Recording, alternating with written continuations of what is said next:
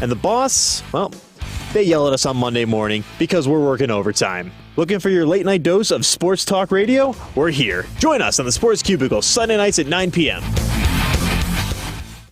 Susan, I'm sorry I'm late. Traffic is terrible. It sure is. But on top of that, gas prices have been skyrocketing. I can't believe how expensive gas has gotten recently. Prices at the pump are up, but I never pay full price for gas anymore. I just use the free Get Upside Gas app that pays you cash back for every gallon of gas you buy. Wait a minute. Are you saying you actually get paid cash when you buy gas with the Get Upside app? Yes, up to 25 cents a gallon cash back every time I buy gas. And does that actually add up to anything? Some months I make $200 to $300. Wow, that's serious extra cash. I'm downloading the free Get Upside app now. Download the free Get Upside app now in the App Store or Google Play to save up to 25 cents a gallon when you buy gas. Use promo code BILL for a 25 cents a gallon bonus on your first tank. That's up to 50 cents a gallon on your first fill-up. You can cash out anytime to your bank account, PayPal, or any gift card for Amazon and other brands. Just download the free Get Upside app and use promo code BILL for up to 50 cents a gallon cash back on your first tank. That's code BILL. I'd like to welcome you to WCPT AM's Out Chicago. Think of us as Sunday brunch with your gay best friends. Now please welcome your host, Scott Duff. And a happy Sunday fun day to everybody out there. Scott Duff here along with Ellen Miller. Good morning, Scott. Good morning, Ellen. How are you? I'm great. It's beautiful out. It is beautiful. I think I wore too many layers today. I stripped one off. I was a little chilly this morning, so I'm like, oh, time to put on fall colors. It's nice. And there we go. Nice. Yeah. And you put your Bob Dylan shirt. Yes. Did you saw him recently? I saw him, you know what, because I wasn't on the show after I saw Dylan because I left 2 days later on the cruise. Oh, that's right. Yeah. He was at the Auditorium Theater. Kathy and I did a 11th hour, we were looking online at 6 o'clock the night of the show, and we bought a pair of house seats that they put on, and they were... Winner. Oh, man, it was so good. He was in great voice. So, okay, here's the thing. Yeah. I need you to give me a proper Dylan introduction because I don't really know him very well, and I know everybody's like Dylan, poet of our generation. The poet laureate of our generation, somebody called him. Yeah. And, I just don't, because I couldn't get past the that sort of thing. I started playing guitar at 12, and Blowin' in the Wind was like one of the first songs I ever played. And did he write that? Yeah. He wrote that? Mm-hmm. Why did I think Peter, Paul, and Mary wrote that? Because they might have covered it, but... I know they do a version of it. But yeah, he wrote it. He did write it, didn't I'm now it's hitting me. I'm sorry, I've had a very long week. Right. I know, me too. Anyway, he's just, and in some performances I saw in later years, his vocals were so muttery and muddled that I kind of was, but I always kept in mind I'm watching Bob Dylan, Right, of course. But he was in good voice. He's a little, he's 80 or something, 81, or he's 80. Yeah. And he was like holding on a little bit when he was standing up. He's looked a little infirm, but his voice was strong. Dude, so at 80, just to get up on stage, and you can sit and lean and do what and I could make out the words. I mean, it was only the second show of his his the tour. return. Yeah. Wow. Yeah, and so I was really. He was fresh. He was fresh, and it was really good. That's awesome. Yeah. Right, so anyway, we'll talk more. Yeah, we'll talk. I know. Well, actually, I think it's kind of a good segue because we're talking about today's show's a little bit more. It's definitely more artsy than fartsy. Yes. Although we definitely have our fartsy parts in there as well. Of course. But also just kind of looking about how music and art can be an advocate for social change. Sure. Yes. We've got a great show today. We've got is it Jeannie? It's your buddy. Is it Jeannie? I didn't know if it was Jeannie. It is a Jeannie? We call her Jeannie. Okay, well, Jeannie Warsaw Gazga from Mima Music, which is a nonprofit working with young people using the power of music and arts integrated academic learning to advocate for social change. So we're going to be speaking with her later on this hour. Great work in the Chicago Public Schools, yes. And Broadway in Chicago is back. It's back. It is back. There's a brand new musical called Paradise Square right here. They are. That's in town before it heads to Broadway. Yes, it's in town for a tune-up. It was playing at the what's it called? The Nederlander Theater. No, but before that, it was before the Berkeley pandemic Rep. at Berkeley Rep, and then the pandemic obviously killed the plans for it to go to Broadway. So it's doing its tune-up here in Chicago. We'll talk about it more, but it's top-notch actors, singers, dancers. it's all the very best because this is the crew that's going right to Broadway. Yeah, So, and we are going to be speaking with one of the playwrights. Yes, we are. Christina. Christina Anderson, one of the team who worked on the book for Paradise Square, which is a new Broadway-bound musical, through December 5th at the Nederlander Theater. Thank you, Broadway in Chicago. And also, Thanksgiving is this week. That means look out, holidays are all upon us. Here we go. And 'Twas the Night Before by Cirque Du Soleil flies into the Chicago Theater November 26th through December 5th. And we're going to be speaking with one of the stars of that, Evan Tomlinson Weintraub, who is an aerialist, a hoop acrobat. Yeah, his specialty is diving through hoops. I know. I always am like just gripping. I'm like, oh my God, I hope they don't fall. I hope they don't hurt themselves. Yes. Yeah. Yes, of course. They don't. They don't because they can do incredible things with their bodies. Yes. Athletes and artists all in one.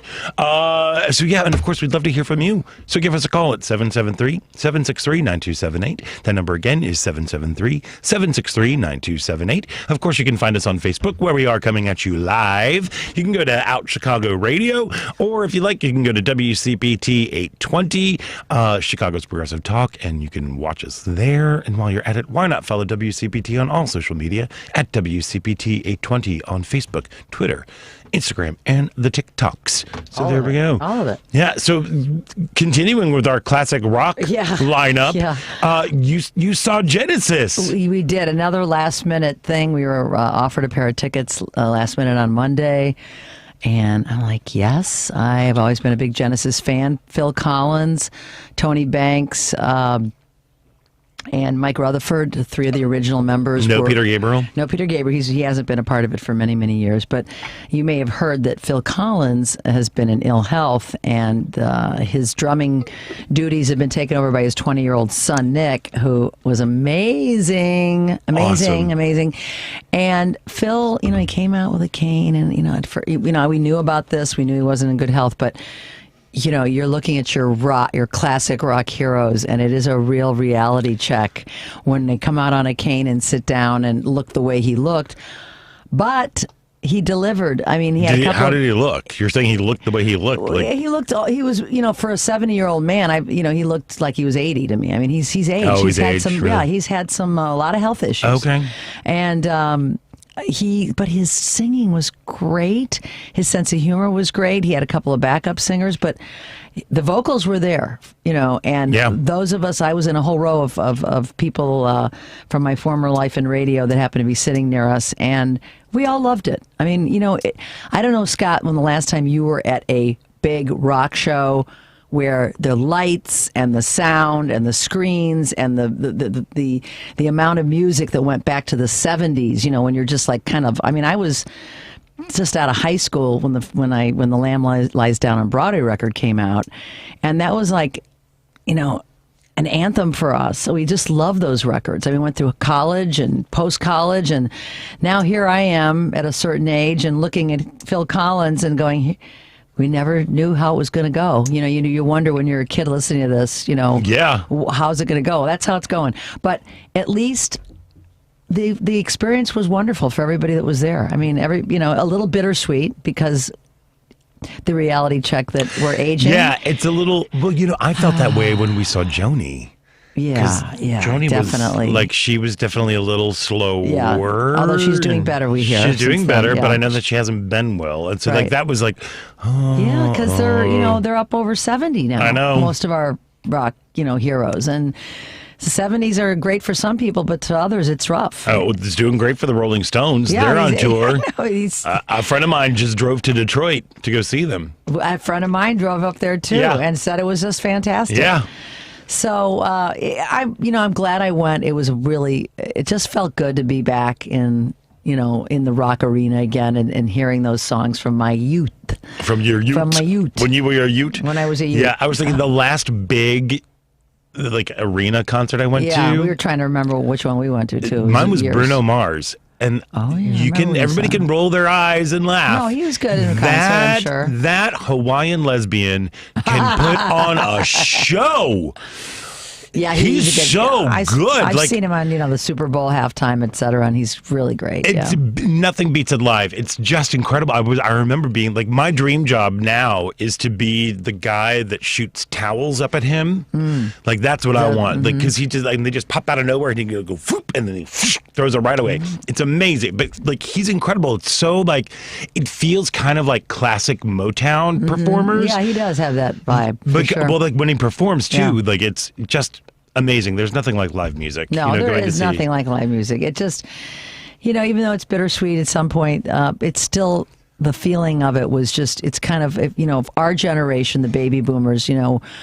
My parents, they love Frank Sinatra and all that, but they weren't at arena shows since the time they were 15, watching, these mega artists with these light shows and everything that we experienced. And it's nice to know that we can still go experience them and still get a lot out of it. Yeah, yeah. Well, and it's also great to, again, see people who, who are moving on in their, aging. That are still doing it. That are still doing it. Yeah. And, again, it's like we like to put a cap on an age limit as to what people can do, and yet here they are. People are still out there doing their stuff. Yeah, they are, and it's just a feel good thing. Everybody was happy to be there, I think, and when you add that no one had seen a big show in a while because of the pandemic, there's a lot of gratefulness and a lot of appreciation. Feeling like we're pretty darn lucky that we were able to go do that. So, totes. So yeah, it's back to the nice Paradise Square, which we'll talk about. We saw that on Wednesday and loved it, and we're having Christina on to talk to her more. Then I went to a secret show at Shuba's, which was a secret show. They didn't know who it was going to be, and a lot of people thought it was going to be the Stones. I'm like, dude, the Stones are not going to be at Shuba's. I mean, not Shuba's. I'm sorry, it was at Fitzgerald's. Oh, I was like, Shuba's. Fitzgerald's. But still, they're not going to be at Fitzgerald's either, Scott, for $25. And well, you never know. People were disappointed. Everyone loves Fitzgerald's. I love Fitzgerald's. I know. Yeah, it's a great spot. So, music is back. People are wearing masks, but, the rule is when you're drinking, you don't have to have a mask on. So at both concerts I was at, if someone has a drink in their hand, it's kind of a license to leave your mask off the whole time. I mean, as long as... Yeah. No, yeah. Which is, one of my friends said, you couldn't pay me to be on a cruise. Well, at Fitzgerald's, I was in a closer proximity to people than I was the entire week. Oh, yeah. On a boat, but... we have to get back, as I've said to people, I'm doing what I can. I'm wearing the mask. I'm triple vaxxed. Got to get back to living our lives, Yep. Oh, yeah. As best we can, as safely as we feel comfortable. And that's what I've been doing. So, yeah. How about you? Yeah. You've been working. It's been a busy You've week had so for me. many shows. We've had a lot of shows this late week. shows. Yeah, so Friday was super duper late. But it's been great. Comedy, of course, has been back for a while. Had a couple shows at Laugh Factory. Oh, I got to perform at a brand new venue. Yeah. The Epiphany Arts Center. You were saying it was beautiful. Yeah, we're going to be having the one of the masterminds behind the Arts Center on later on. Oh, good. On a show coming up. It's a gorgeous arts complex that's on South Ashland, like 200 South Ashland. It is it's an old church that they have converted into a bunch of different performance spaces. Like they have the main sanctuary is now this huge, gorgeous room where they have live music up there, and then like upstairs there's a smaller room with like 20-foot vaulted ceilings that can seats about 100 people in there. That's where they do a comedy night there, but they also have like a blues brunch. They do poet, everything. There's a whole. It's a venue for everybody. Nice. So I've heard only good things about it. It is, and it's. I mean, it's a beautiful space, and it really is like bringing arts to a whole other section of the city, which is it's just amazing. It's beautiful, beautiful, beautiful. It's so nice when we think about where we were even a year ago and wondering, when will we see music again? What venues will make it? And here we are opening new venues, and the other venues are continuing to thrive thanks to creative marketing. Yeah. On the part of venue owners. So and Epiphany just opened up in March of this year. I was like, wow, okay. It's pretty cool. Yeah, it's very cool. Very, very cool. Good. While we were talking about age earlier, I have found, for me, like as a man, yes, when I mention my age on stage, in like a comedy set, it's met with one of two responses: pity or suspect. It's very strange. And I can actually feel the audience turning off. Do you feel that as you have been getting older that you are becoming less heard? Or it's interesting you bring that up, because when I was on the cruise, there are a lot of old people on the cruise, both, I mean, old people meaning 60 plus. And I was wondering, though, part of my mind was like, if I played harmonica the way I do now, if I had played that way when I was 30, I would be getting a different kind of respect, I think. But then, Scott, when I play and I have these middle-aged women come up to me afterwards all week going, oh my God, I loved it, because there aren't many role models of middle-aged women. Totally. So I see kind of both sides to it. I see how I get slighted maybe a little bit because I'm a middle-aged white female playing blues. Yeah. But I also see... But the thing is, you also have the chops to back it up. Right. Like, that's thank you. the thing.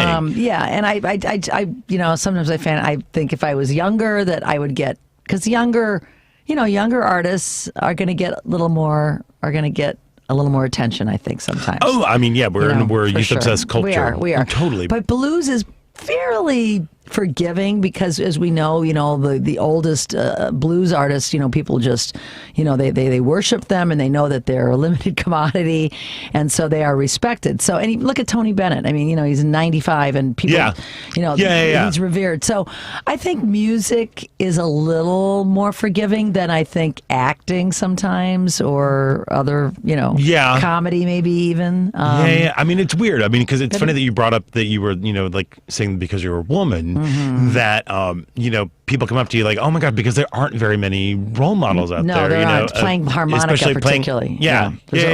So I don't know. Like, and I don't want to sound like bitter or anything, but it's just like, it's just odd. I feel like, Tony Bennett is Tony Bennett. Right. You know what I mean? He's established. Phil Collins, all these people that we've been talking about there. Yeah. But if you're like Scott Duff, you're still Chicago comic, just doing your thing and, making money. Yeah.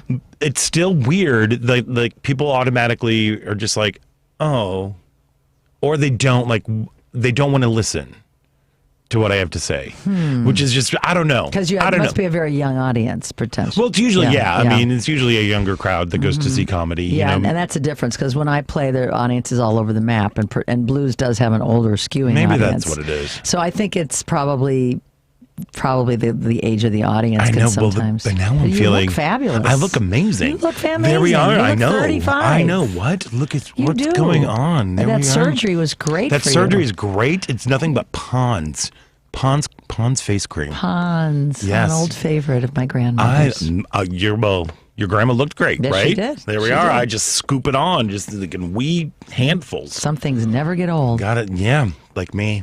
Like Scott. Yeah, except for when I get on stage and say, "Hey, I'm going to be 50," and then it's like, that we don't want to 50 hear. Was a tough one for me. I have to tell you. You know what? Was. And then when it happened, I didn't care. But the leading up to it is the very worst. The hardest thing for me. 29 was my second worst. 29 was the hardest ever. You're going to be 29 soon, Devin, aren't you? Next year. Yep. There we are. See? So, 29 was weird because it's like, oh my gosh, then the next year's 30. 30 was a breeze. 40 was a breeze. I'm excited to be 50 so I can have just more excuse just to be like, get off of my lawn. To be all old, cranky old man Jenkins over here. It's like, I would have gotten away with it if it wasn't you and your pesky dog. Like, that would have been me. That's a good way to approach it, Scott. That's a good way to approach it. Yeah. I'm like, zero. I'd love to see 50 again. So if I'm with you, 50 doesn't feel so. 50's the new 30, 60's the new 40. There we go. I love that. It's true. Great. We're on it. Yeah. We're a part of that Pepsi generation. Yes, we are. Yeah. Do you remember in the 80s whenever it's like, oh yeah, there was so many soft drink commercials with old people being happy. I think it was because of Cocoon. Oh, probably. Yeah, that's burning. Look up. at how great we are. Hey. We can, because we drink this. We do. We can do jumping jacks. Yeah. And we talked about nothing, and it's time to. We talked about what we are up to. Well, we talked about arts, and I didn't even tell you about the magic flute. You saw that. I saw the magic flute this week. All opera should be directed by German people. That's what I've decided. It's just wackadoodle. Yes, I was at the Berliner. I was in East Berlin at the Brecht Theater. Oh. Back when I was in Europe traveling, went for the day. Mm-hmm. Yeah. That Brecht is always interesting. Oh, Whenever yeah. you see stuff like It was very interesting. Anyway, yeah. So good. Oh my God, it just reminds me, now I'm spinning off on, do you watch the Great British Baking Show? No, but people cry at it, I hear. I love the Great British Baking Show. People cry. And there's a new season out, and there's this one German dude named Jürgen who I Did you just cry? adore. No, because he sounds like me when I'm doing a German accent, which is not a good German accent, but he's really German. So he's always just sounds kind of like this, and it's like so great. this. And I'm like, he does the whole thing like, it's just crazy. I'm sitting here, I've got to make this meringue, and then I've got. I love him Saturday so much. Night Live did a baking competition show. I think it was a little bit takeoff on that. You didn't see it last night because you were out late, but I don't think you saw Saturday Night Live last night. Pretty funny. All right. The whole show was actually pretty. They've been pretty good lately, I Okay, think. I've been bad. I've not watched a single You know episode what? this This has season. been the best season I've seen in a very long time. All right. Yep. Check it out. Thank Check you, it out. Bowen Yang. We need to take a break because we Yep. flew through the last one. But before we go, this part about Chicago is brought to you by Team Hochberg. Hey, if you are looking to purchase a new home, you need to call Team Hochberg, your trusted local lender. Look at our good buddy Dahlia. She's 27, not 29. In 2 years, she's going to have a total breakdown, but she's going to have a house. It'll be okay. She's a nurse. She's got an income of $80,000 a year. She's purchasing her first home. Dahlia talked with an online lender who didn't answer her questions, so she called her mom for advice. And Dahlia's mom recommended that she contact Team Hochberg, the only lender she trusted to help her only daughter finance her first home. Team Hochberg answered Dahlia's questions, talked her off the ledge multiple times during the process, and secured the mortgage on Dahlia's first home. Now let's review. Dahlia first contacted an online lender who didn't answer her questions. Boo. Then, based upon her mom's recommendation, she called Team Hochberg, who held Dahlia's hand throughout the entire process and successfully helped her secure the mortgage on her first home. Team Hochberg has helped thousands of WCPT listeners, our listeners' children and grandchildren, secure mortgages on new homes like Dahlia, but they can't help if you don't call 855-56-DAVID or visit 56david.com. That number again is 855-563-2843 or visit 56david.com. Homeside Financial, Equal Housing Lender, NMLS 1124061. We've got to take a quick break, and when we come back, yesterday was the day of was Trans Day of Remembrance, and President Joe Biden released an official statement. We're going to chat about that and also the madness in Kenosha. So please stick around. You're listening to Out Chicago right here on WCPT. This season calls for performance. And when it comes to Porsche, you'll find that and more in every model. At the Porsche Exchange in Highland Park, experience the season's best in our entire lineup. The Cayenne, Macan, Panamera, the 911, and the fully electric Taycan. Special order your Porsche with us today and add some performance to your season. The Porsche Exchange in Highland Park. Visit 4Porsche.com. The number 4, Porsche.com. This is a WCPT Civil Rights Snapshot. When the United States entered World War II, President Franklin Roosevelt believed that Major League Baseball should continue despite most of the players being off defending their country in the war. Worried about the future of the sport, Philip Wrigley founded the All-American Girls Professional Baseball League in 1943. Despite being the first league for women, the league did not want any racial integration and turned away pitcher Mamie Johnson because she was black. But Johnson's love for the game did not let this stop her, as Johnson and 2 other women of color tried out for the Negro Leagues, and all 3 of them were then signed by the Indianapolis Clowns. The 3 women faced struggles from their male counterparts, but won over the league and the fans with their playing ability. During their run, the Clowns had the highest attendance, beating out any team in Major League Baseball and the All-American Girls Professional Baseball League. Please stay vigilant about our civil rights. The fight is never over.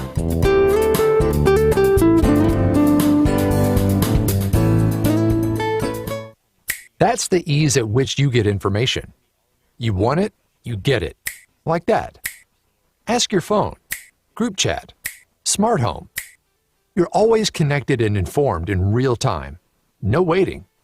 So if you're diabetic and still using finger sticks to read your blood sugar, what are you waiting for? Knowing your blood sugar levels instantly is important for managing diabetes. Call US Med at 800-730-8405 to learn more about continuous glucose monitors, a real-time instant method to track your blood glucose. US Med is an approved provider for Medicare and over 500 private insurers. And the best part? Call 800-730-8405 and we'll give you a free insurance benefits check today. So call 800-730-8405 today. That's 800-730-8405 and manage your diabetes as easy as...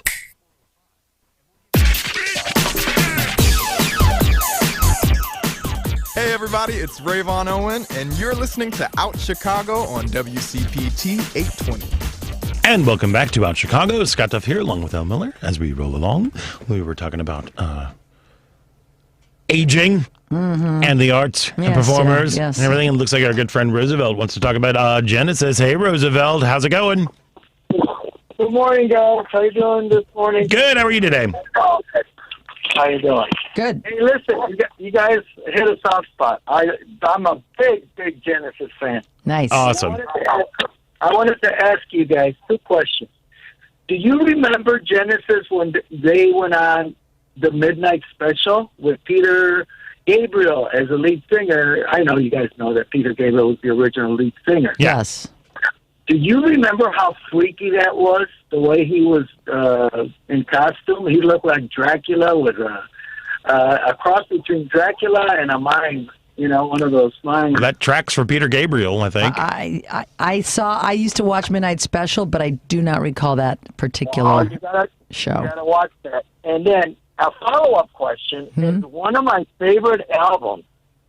And it's so underrated, and they rarely, only XRT used to play this, and that was Genesis Live in Paris. I do believe it was 1973, and I think that was the last year that Peter sang for them lead. So I think you're correct. He ended his affiliation with them right around the 73, 74, I think.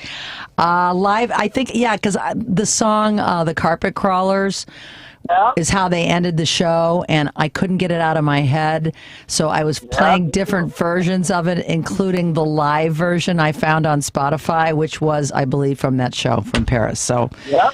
You're absolutely right. Well, Zoutalor and Ooh La La, there we are. Well, thanks for calling in, Roosevelt. Thanks, Roosevelt. Thank you. Have a good one.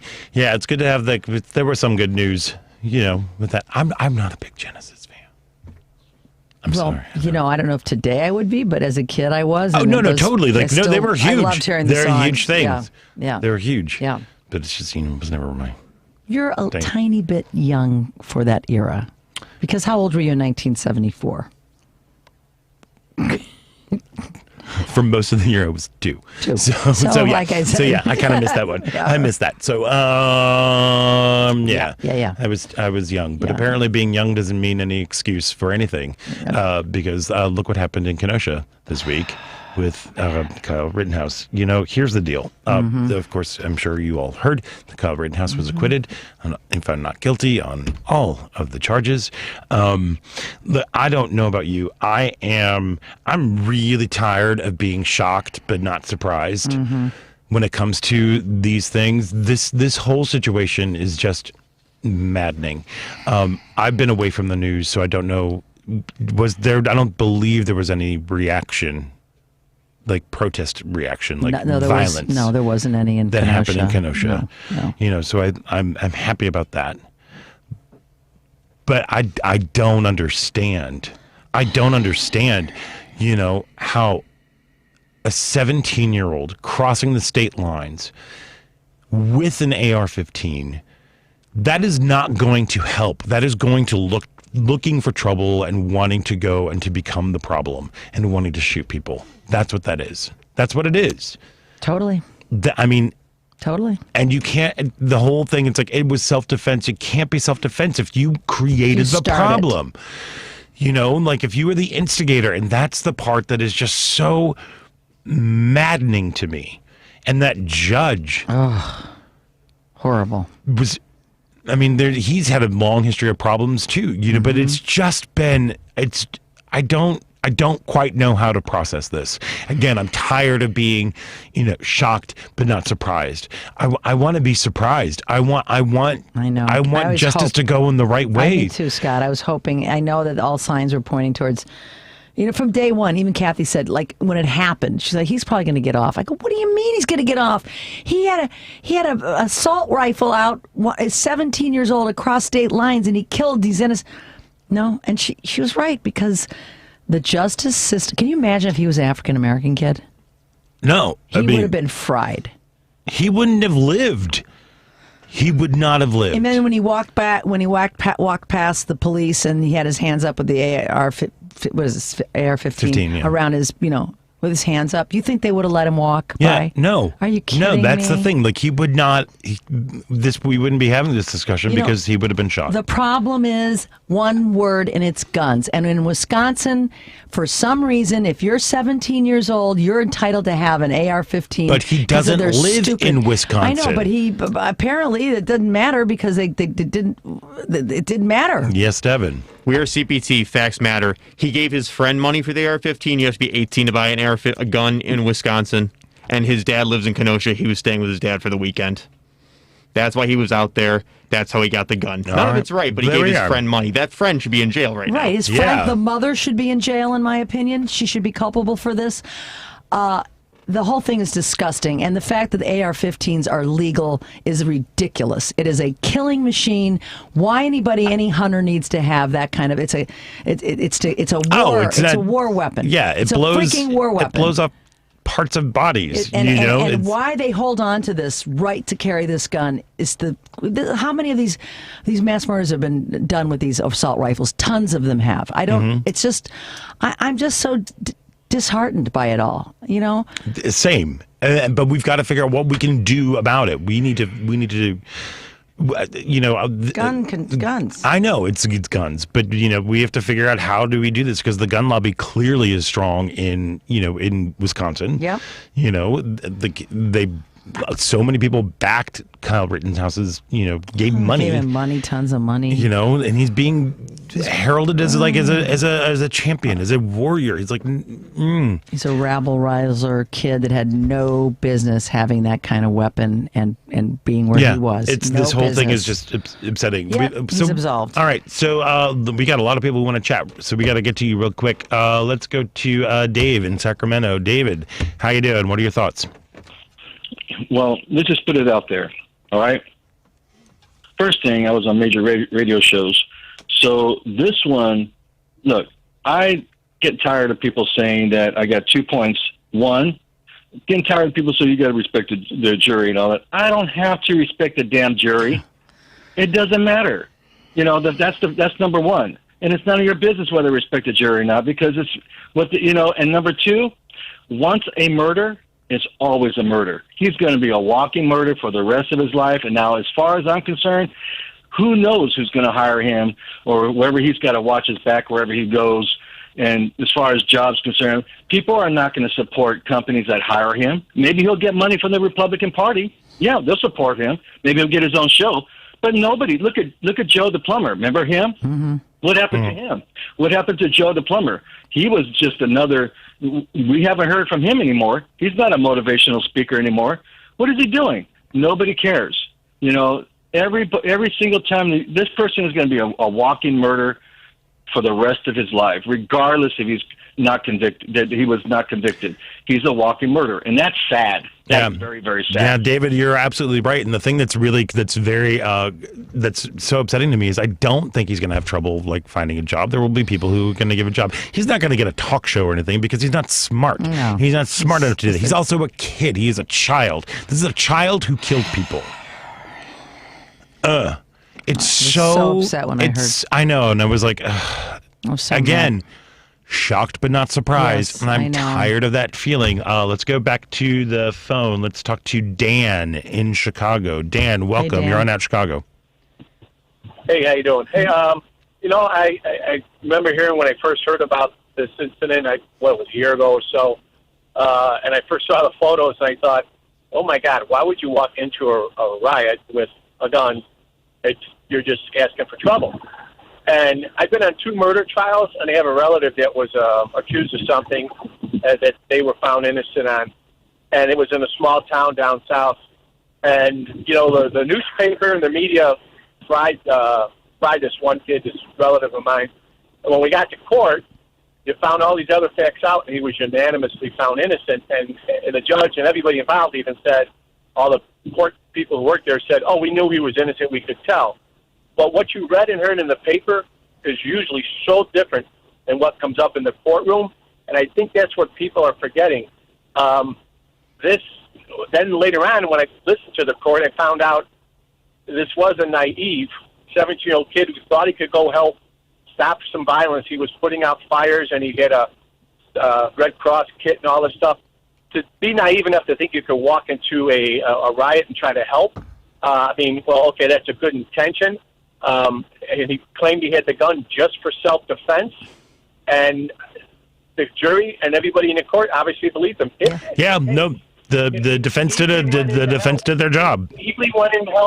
If he naively wanted to help and was attacked, which he was, and the first guy threatened to kill him, the guy who was out of jail, the child abuse guy, when he was out of jail, he's the first guy that got shot. He was arrested for child abuse and sodomizing kids. And the second, I mean, this was a violent guy, so the jury did believe, he threatened to kill him.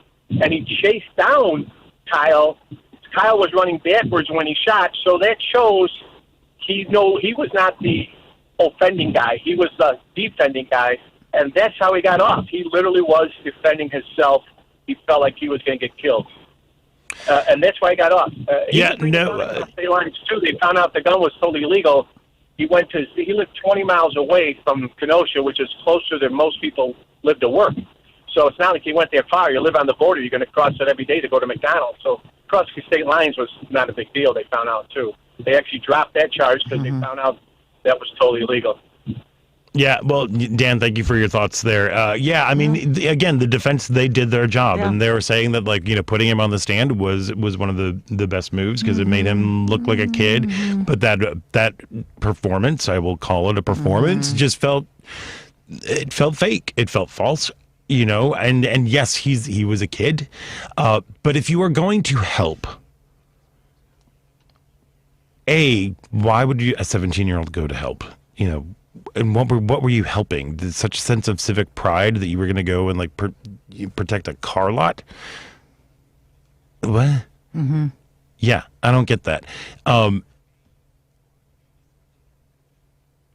It just highlights white privilege. Totally. Again, we've been talking about if this kid was anything other than white. Yep. Would he have gotten off? He would not have gotten the benefit of the doubt. Would he have even lived? That's another. Yeah, that's could have been shot dead right on the spot by the cops. Let's go back to the phone. Steve in Chicago, welcome. You're on Out Chicago. Hello. It sounds like you've covered a couple of these points, but just to make sure people don't use them, because then the other side will just throw it back at us. Yeah, apparently the mother did not drive him, and he did not carry the gun with him. But again, those are just little detail points that really don't face up to the big matter. Again, the message really being sent right now is, if you want to kill somebody, get a gun, track that person down, kill them, and then say, I thought they were going to take the gun away from me and use it on me, so I'm innocent. Like Aubrey. You got to keep the focus on get out there and vote. Yep. Vote every time there's an election. The Republicans are really, really good at running their candidates from dog catcher all the way up. Yep. And I'm a lifelong Democrat, but one of the things we do always struggle with is we only come out in the big presidential election. You got to get out there, find out who every one of your representatives and judges are. Everybody from your alderman to your senator to your congressman to look at all the judges and all the races. Talk to people you trust, get advice, and vote, vote, vote. That's the only way we're going to turn this thing around. Dan, you are absolutely correct, and thank you for that. Thank you for all the clarification. Thank you. It really is. The whole thing is very unsettling. Again, the message that is being said is that if there's a protest that's happening, you can bring your gun. Bring your gun and go to it because you are protecting the peace. This whole vigilantism that is kind of turning it's kind of sweeping the nation right now. You have, Texas right now with the abortion laws about turning people in over there, getting a bounty on that. Now with this sort of thing, it's like you are giving people permission to carry a weapon with them, to go to a counter protest for another group that you don't like, unless you're black. If you're black, then you cannot carry a weapon. I mean, that's what it comes down to. It really does. So true. And that is what this decision has empowered people. It's disheartening. I'm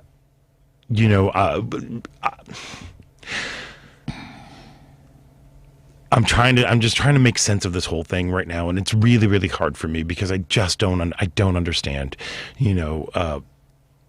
I just don't understand it. I don't understand how a child can take a weapon and kill people. I don't either, Scott. Yes, one of them was not a good person. Not ours, but still not our decision to make, to take his true. life. Absolutely. Not our decision. Nope. Against the law. Yep.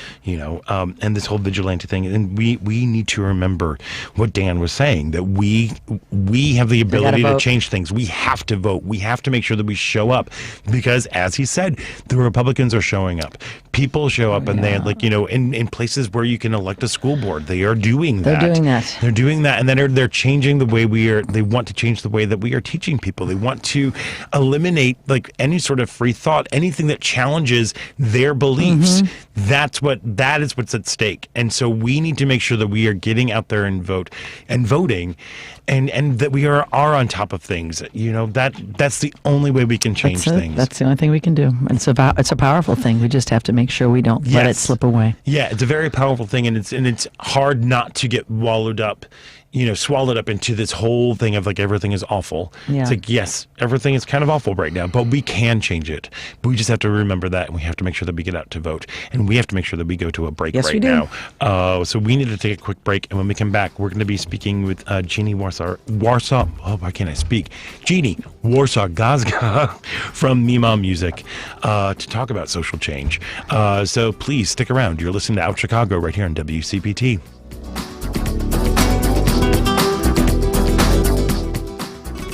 Stephanie Miller. The Tennessee state government now recommends vaccinated residents be denied access to monoclonal antibody treatment to preserve supplies for those who are unwilling to get vaccinated and remain most vulnerable by their own choice. That makes no sense. The world is turned upside down. That's like only lung transplants for smokers or only new livers for alcoholics. Right. I'm just saying, if you're going to get all judgmental. Stephanie Miller, weekday mornings 8 to 11, sponsored by the Porsche Exchange in Highland Park. Visit 4Porsche.com. The number 4Porsche.com. Hey, we get it. You don't want to be hearing a Progressive commercial right now, so let us tell you something you do want to hear. You are intelligent. You make all the right decisions. You were smart before smart was cool, and you made it cool again. You have a wealth of knowledge, and you are so very clever. I bet you already knew I was going to say that, you genius. There, don't you feel better? You'll also feel better when you hear you could save big when you switch to Progressive. But I'm pretty sure you already knew that, too. Progressive Casualty Insurance Company and Affiliates. Dell Technologies' biggest business sale of the year has arrived. Step up your vision with top tech up to 50% off during their Black Friday event. Dell Technologies recommends Windows 11 Pro for business. Plus, get incredible savings on Windows 11 PCs, along with servers, monitors, and docks, all with free shipping. There's also special financing with Dell Business Credit. Get started by contacting your Dell Technologies advisor today at 877-ASK-DELL. That's 877-ASK-DELL. I'm David Hochberg. It's Sunday.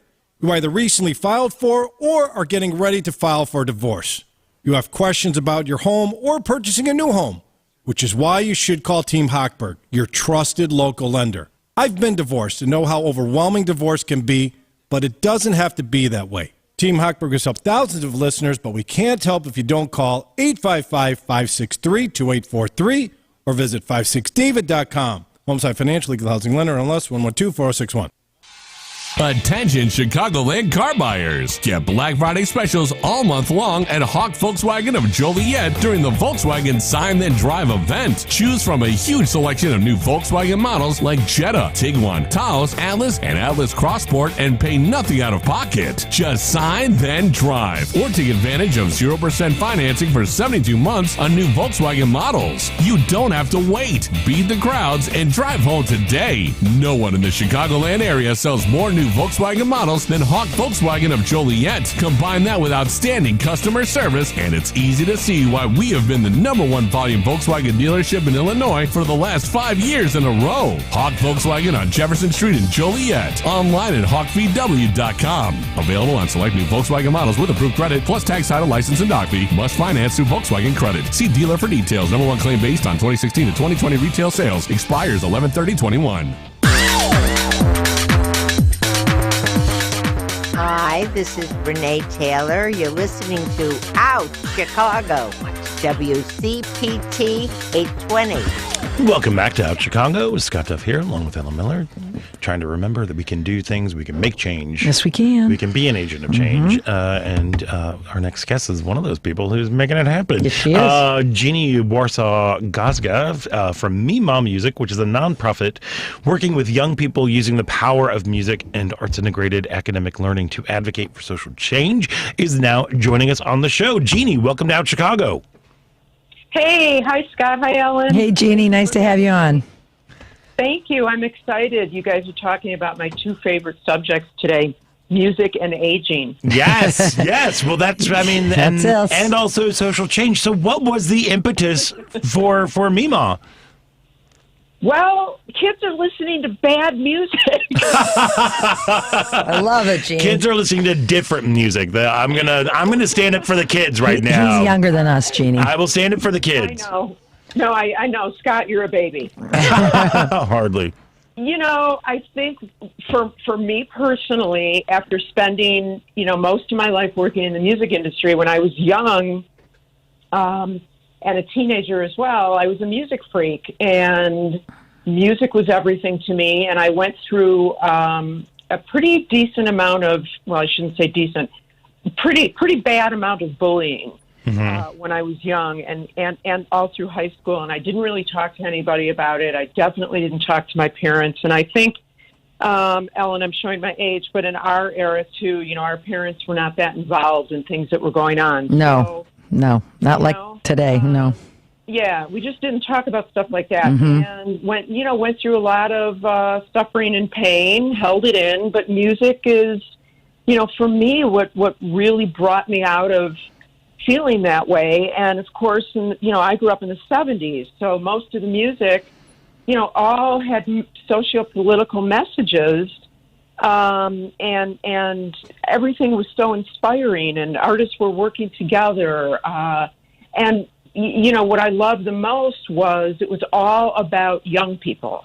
It was young people that, would start these social movements. Young people would get together and use music sort of as an impetus to make changes and gather people and pretty much do what you see today.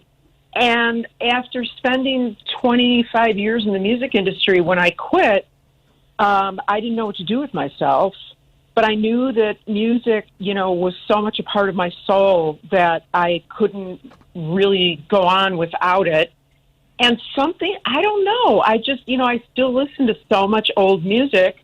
And as I'm listening and getting emotional and getting the chills and everything, I'm thinking, I have got to find a way to get young people to hear this music and understand that it was written really for the purpose of gathering people together and making changes. It really wasn't made for money at that time. And I just felt like, and again, I'm not trying to be derogatory about what kids are listening today, but I just feel that they need to know and hear the message in the music from the past and know that what they're hearing today was inspired from a lot of those artists. So how did you make the bridge between your passion to what you feel the kids need today?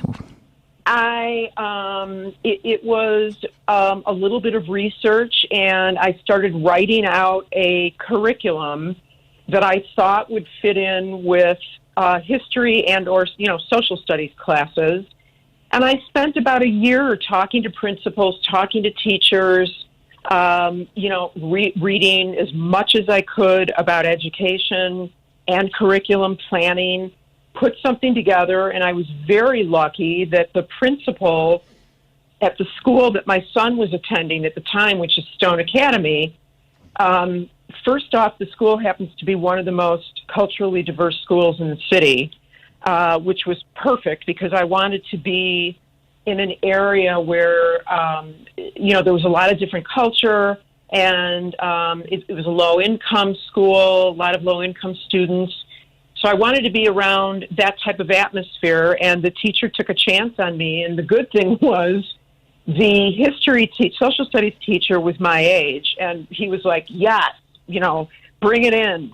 And, I used to crack up because he would, sit back in the class and be singing most of the songs. But the principal took a chance, and it became one of the most popular arts integrated programs at the school, and we actually had a residency there for 8 years. Oh, wow. So with this program now, because I know a lot of it, because you were working with social studies and history, and I'm assuming probably the music teachers as well, to try to integrate. I love interdisciplinary learning because I think it challenges different parts of your brain, and it stimulates different things, and people really, it hits people. I'm assuming you're introducing these young people to a lot of the political songs, the protest songs of the 60s and 70s. Do the students actually create their own songs as well? They do, Scott. At the end it's an 8-week program, and at the end toward the latter part of the program, they then take a social justice issue that resonates personally with them, and individually or in groups, they create their own project, and they can pretty much create anything they want within kind of the media arts form. So a lot of them write their own songs. And then there's a showcase. We put on a big student showcase for the school, for parents, for community organizations. And the showcase runs, an hour or so, an hour and a half. And a lot of the students who feel comfortable and write music will get up and perform live, or they'll perform it as a spoken word. A lot of them will have multimedia behind them, so they'll have some graphics and images going on in the background while they're performing their song. So yeah, songs are highly, highly encouraged. Jeannie, is there anything that you can tell us about that has inspired or surprised you the most in your programs? There's so much, Ellen. It's unbelievable. I think that when it comes to, I'll tell you something interesting that I've learned, because I'm on both the south side and the north side of Chicago. And I do notice when students feel comfortable with LGBTQ projects, it's one of the things that really made me happy. Let's see, this past summer I was with 4th grade kids, and that's the youngest group that I've ever worked with. And one of the things that I tasked them with was taking a bunch of magazines, cutting out stuff that meant freedom to them. And this was a school that was all African-American kids, and I went around the room to see what they were doing, and this young boy, 4th grader, had these adorable pictures of really cool fashion, just an amazing sweater, and everything was bright and colorful. And he felt so open in saying to me, I said, so how does this communicate freedom for you? And he said, well, I don't talk about my sexuality. And this is a 4th grader, which is incredible. But this is what makes me happy. This is freedom for me, wearing these kinds of clothes. And he had a big smile on his face, and it gave me the chills. And then I've had other students that have written pretty amazing songs about being transgender. There's been some animation they've created. But I notice that when I'm in schools that are more white leaning, these kids seem to be more open, and it seems to be easier for them to talk about their sexuality and have enough confidence to get up on stage and perform. When I'm in black leaning schools, I see that they're very nervous to talk about it. And I know that this is, a cultural thing, and that this goes on in society. So for me, when I can get kids to open up like that, then I feel that we have been successful with the program in creating a safe space for them to feel that, these next 8 weeks, you're going to be able to do whatever you want and talk about what you want, and no one in this class is going to judge you. And it's incredibly inspiring. And I've had parents email me that, we've opened up their child in ways they've never seen before. I've had emails from kids even that tell me that it was the greatest experience and that they wish, some of them have even said to me that in their when they get to high school, that they wish there was a program like this for them too. So yeah, it's beautiful. Well, Jeannie, and that's the importance of the arts education and having somebody like you and a program like Me Mom Music to go in and to encourage folks to celebrate their voice, celebrate their individualism, and also to find out what they believe in and to stand up for all of that.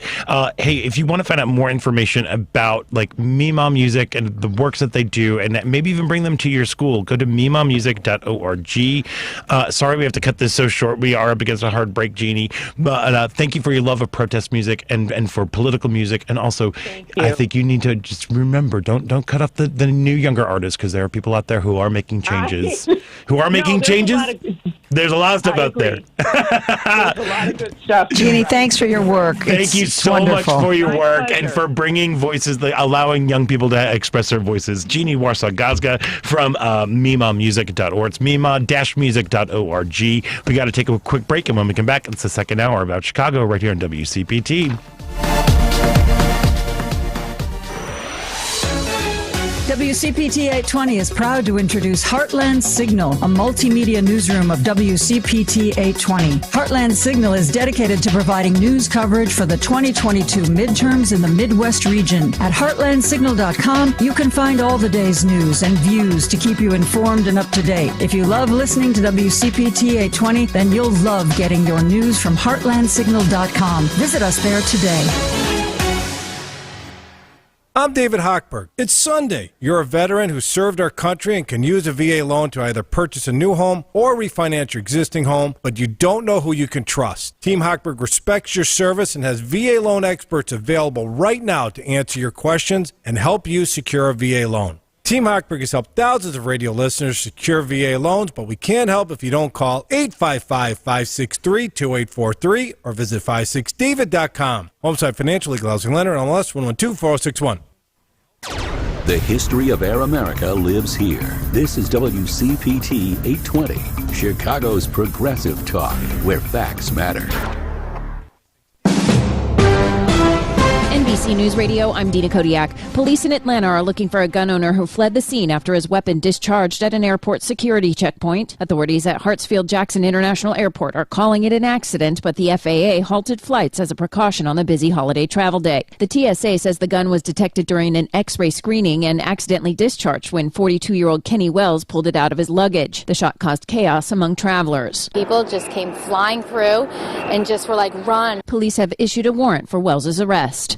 The U.S. is passing another tragic milestone in the battle against the coronavirus. The number of 2021 COVID-19 related deaths has officially outpaced 2020's total. According to Johns Hopkins University, the U.S. has seen over 770,000 deaths over the full course of the pandemic. Data from the CDC says the total number of deaths from COVID-19 in 2020 was just over 385,000, and the death toll is expected to rise in the days and weeks to come, even with 3 COVID-19 vaccines authorized for use across the country. The U.S. Transportation Secretary is promoting the big new infrastructure bill that President Biden signed last week. The sooner we can make investments in and around our ports, the sooner that's going to make a difference. Pete Buttigieg is optimistic that the measure will help untangle supply chain bottlenecks at U.S. ports. He told Meet the Press that the $1 trillion bill is a long-term investment in America's broad and outdated infrastructure. He also praised House passage of President Biden's sweeping social spending bill. He called the roughly $2 trillion measure historic. The bill faces an uncertain fate in the tightly divided Senate. The cinematographer shot and killed last month on the set of the movie Rust is being laid to rest this weekend. Helena Hutchins' ashes will be interred in a private ceremony attended by friends and family. A photo provided by the family shows her grave marker, which is etched with the lines, "Her light shapes our lives," and "Keep chasing your vision." The 42-year-old Russian-born cinematographer died October 21st when she was shot by a prop gun fired by Alec Baldwin on the set of the Western being filmed just outside Santa Fe, New Mexico. You're listening to the latest from NBC News Radio. Joan Esposito, live, local, and progressive on WCPT Willow Springs is powered by ComEd. Lower your energy bills and reduce your carbon footprint with the ComEd Energy Efficiency Program. You've asked for her. Now we got her. Comedian and talk show host Patty Vasquez. Live every weeknight from 5 to 6 p.m. And as you would imagine, that would mean that folks want to call in and join the conversation. Driving it home with Patty Vasquez. Look, we want to be out. We want to gather and have a good time. On WCPT 820. Hey, I'm Tom, host of the Consumer Guide Car Stuff podcast. Join us Sundays at 1 p.m. as the editors of Consumer Guide Automotive look at what matters most to people who own, love, or simply have to live with automobiles. Listen in for the latest news, great guests, expert analysis, and occasionally irreverent takes on what's happening in the auto world. We'll try and entertain you and maybe even save you a little money. That's the Consumer Guide Car Stuff podcast, Sundays at 1 p.m. right here on WCPT AM 820. We've all been spending more time indoors than usual, but FinishingChicago.com has an offer to update your interior. Whether your space is residential or commercial, for a limited time you can save up to 25% on painting and decorating. FinishingChicago.com has the most dynamic interior spaces available from industry-leading union craftspeople. That's union quality, efficiency, and industry-leading expertise in your home or commercial space. Visit FinishingChicago.com to find a contractor in your area. This unprecedented access to union quality labor at a reduced rate is only available for a limited time. Revitalize your spaces with fine decorative upgrades applied by the most knowledgeable craftspeople in the industry. Whether it's a new color or transforming your walls into something truly special, our contractors have all the options. Take advantage of FinishingChicago.com's Update Your Interior savings before they're gone. For up to 25% off your new finish, start with FinishingChicago.com. I'd like to welcome you to WCPT AM's Out Chicago. Think of us as Sunday brunch with your gay best friends. Now please welcome your host, Scott Duff. And welcome back to the second hour of Out Chicago. Today it's Thanksgiving week. Yes, it is. And we're being thankful for the arts, for people who give voices to folks who haven't had voices before, for people finding their own voices, and for older folks finding their still proclaiming their voices. Phil Collins. I'm looking at Bob Dylan. Scott Duff. There we are, yes. We've got a great second hour lined up for you a little bit later on this hour.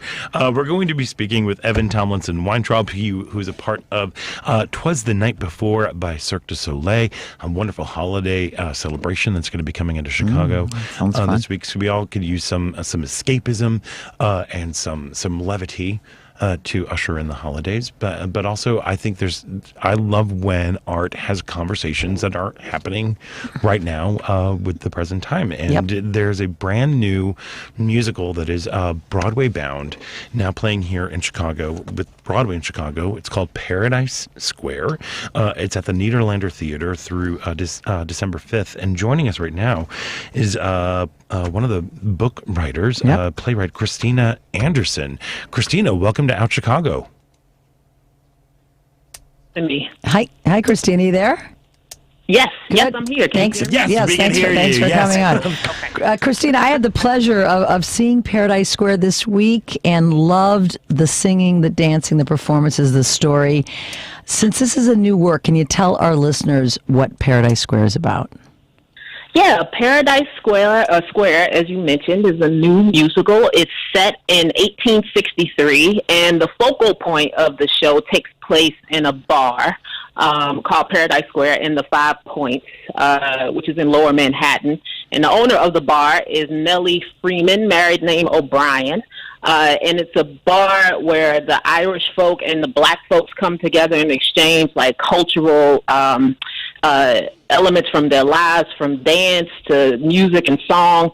And the overarching story of the play looks at the draft riot, which was the first time in America when men were called up to fight in the Civil War. So that draft announcement creates a huge tension in the show, and we watch the bar kind of come to terms with what that draft is asking of its community and how it divides that community. So the production, obviously tackles important issues of race and American history. In American history, why do you think this history lesson is, in particular, so important for audiences today? Yeah, well, it's pretty incredible because the show has been in development for almost 10 years now, and I came on board as a book writer 3 years ago. And, before 2020, the creative team was definitely having conversations about how our show was in conversation with where we were at that time. And then 2020 happened. Yeah. And then we had January 6th, and then we had the election.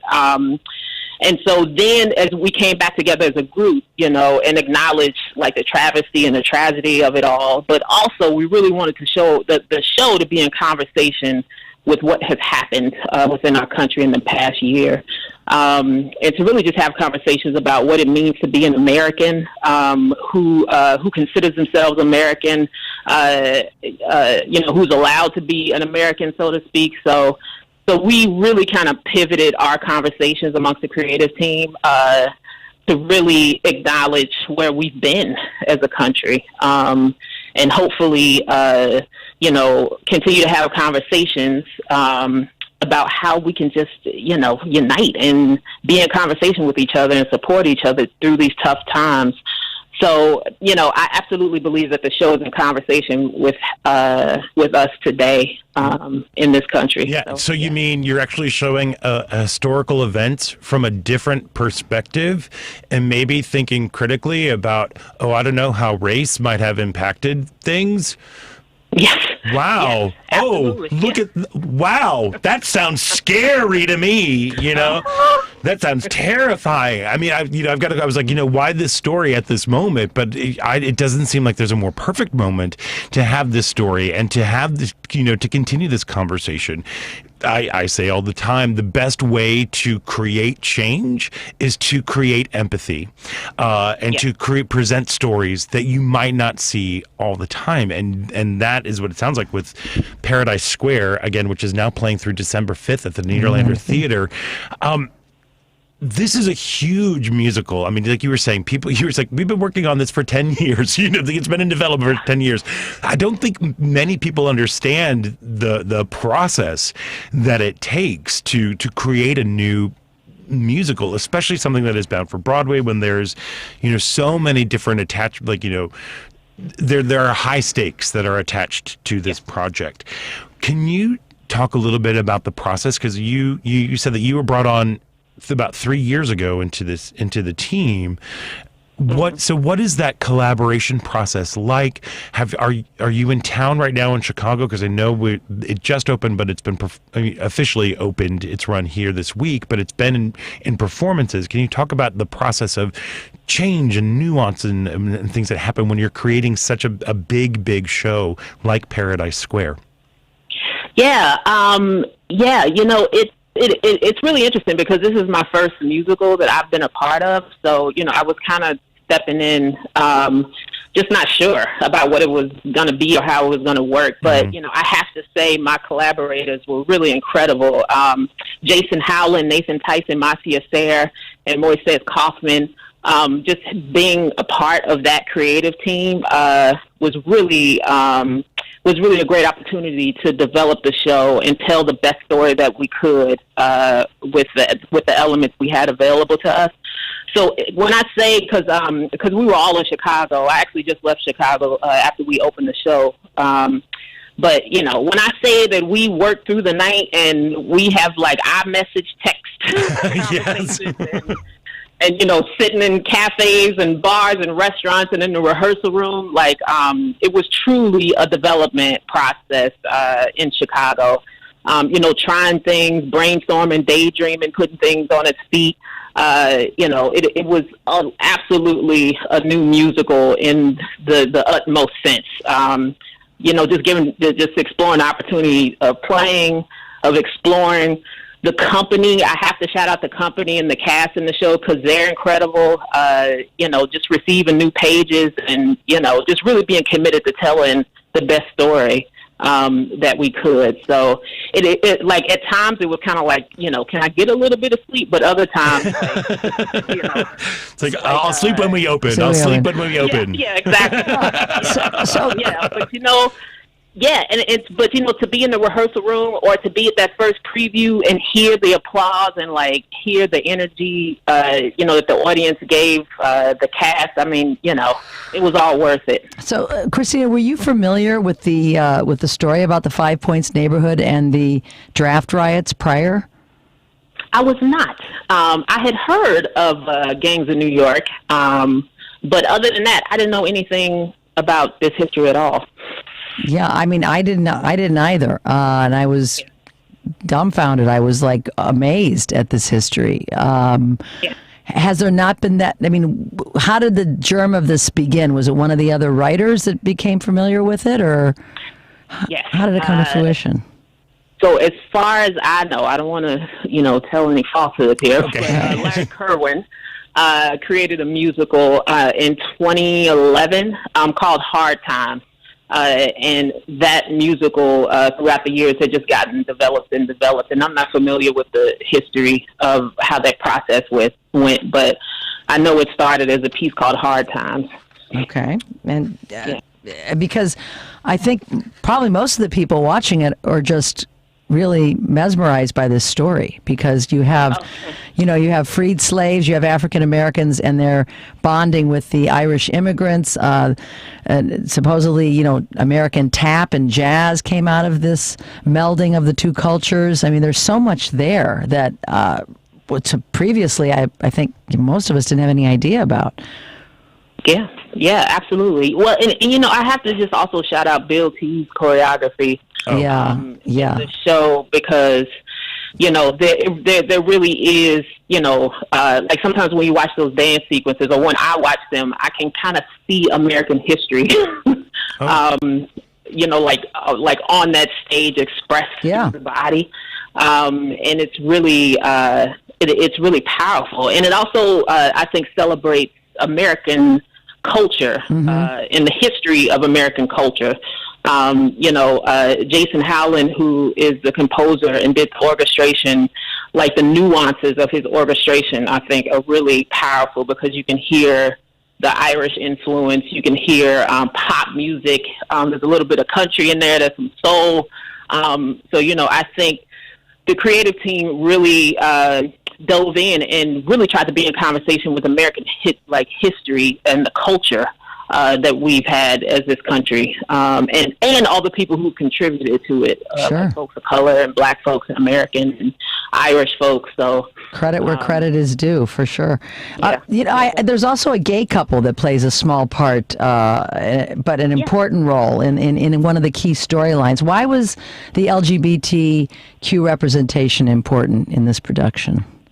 Yes, well, without giving away spoiler alert, I will say that when I was brought on to the team, there was a character in the show, Angelina Baker, and I can't remember who asked. I think it was Moises, who was curious about where this character was, because a lot of her journey kind of happens off stage, even though she's referenced a great deal in the show. Right. And so he asked the question of where was she, and he asked that question to me to kind of daydream about what was her journey like.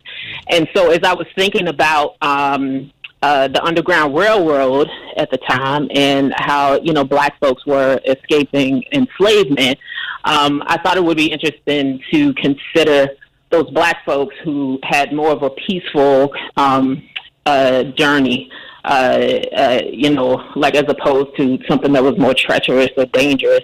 And so when I was thinking about Angelina, I think the greatest gift that she could have been given is to kind of see another Black couple who was living peacefully, which is something that I imagine that Angelina hadn't experienced, kind of growing up on the plantation and living the life that she had lived.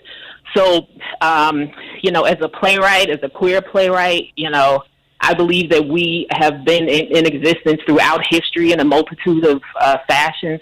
And so I created Sarah and Blessed as these two Black women who were living peacefully together in 1863 in the South. And Angelina happens upon their property, and they protect her and give her rest and nourishment, and then they send her on her way. So it was just really kind of my want and desire to just show us, and especially in a historical piece, and especially in a place where those two women are empowered. They show up for a brief moment in the show, but I would like to think that they make a real impact. I think they do. I agree. Yeah.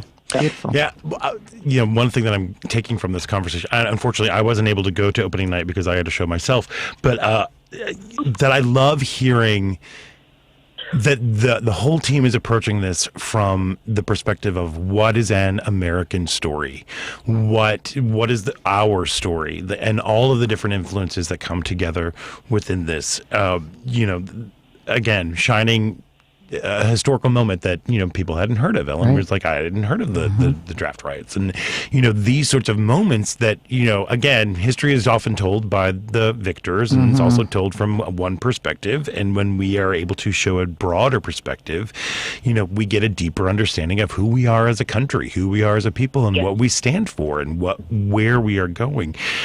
Chicago audiences are familiar with your work, Christina, from How to Catch Creation, which is at the Goodman. Oh yes. And we this team is just kind of bananas. It was like, wait, Bill T. Jones, what? Moises Kaufman, what? Like these are people who are changed our landscape. Bill T. Jones, incredible choreographer. Thala was one of the most brilliant theatrical experiences I think I've ever seen in my life. Moises Kaufman, who brought us, who really popularized the whole idea of that journalistic integrity with theater when it comes to like the Laramie Project and countless other plays. But that's the one that really kind of like vaulted him to this. What was it like as you were, they had been working on this, and then here they reached out to you, Christina, to be like, okay, come on, we want you to be a part of the party. Oh yeah, well, it's a pretty funny story because when I first came out of undergrad, I ended up bartending at the Schubert Houses on Broadway. And one of the first jobs I had was bartending I Am My Own Wife. Oh. And and so it's just so funny to me because the first time I actually met Moises, I was like giving him a cocktail during intermission, and then to kind of think X amount of years later that he and I are like working on this musical together. I mean, it's American dream. Incredible to me. Yeah. Like when I got the call, and just talking with Moises about, the things that they wanted to continue to develop with the piece, it just struck me that this was a part of history that I didn't know, which I mentioned before. And then also I was really excited by the way Moises talked about the theatrical elements in the piece. And also they had mentioned that they really wanted to develop the role of Nellie in the show. And then also, I just vibed really well with him. Like Moises is awesome. He's really funny and smart, and he's really committed to telling like a good story. Yes, and they're in good company with you as well. Before we let you go, what do you hope most people and audiences take away from this production? Well, two things. First of all, just to celebrate the fact that we're back to live performance, and that we are back to watching live living human beings display their talent and tell stories. So hopefully people can revel in that fact. And two, to really continue to have conversations and like the hard conversations with each other. And to also recognize that we can have those conversations through art and through dance. Because a lot of the conversation that happens in the show happens through song and movement and dance. Ultimately celebrate live theater, and to be back in the theatrical spaces again. Amen. And have the conversation, the necessary conversations. That's what I would say. Perfect. Well, we are certainly happy that Paradise Square is doing some out-of-town tryouts right here in Chicago at the Nederlander Theater through December 5th through Broadway in Chicago. And we're so happy, Christina, that you were able to take some time out today to speak with us. Again, art is one of the best ways to change. It's because it's sneaky, you know. It's yeah. It's either like it can hit you over the head, or it can just be a little subtle and be like, all right, let's have these conversations, let's have this talk. And by the way, oh, look at that queer couple over there. Oh, look at them, or look at the, it's wonderful. And so, Christina Anderson, thank you so much for joining us.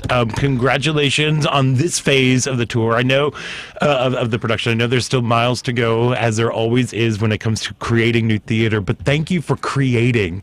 Thank you for for instigating change, for creating conversations. With this piece, Paradise Square. Once again, it's running through December 5th at the Broadway in Chicago's Nederlander Theater.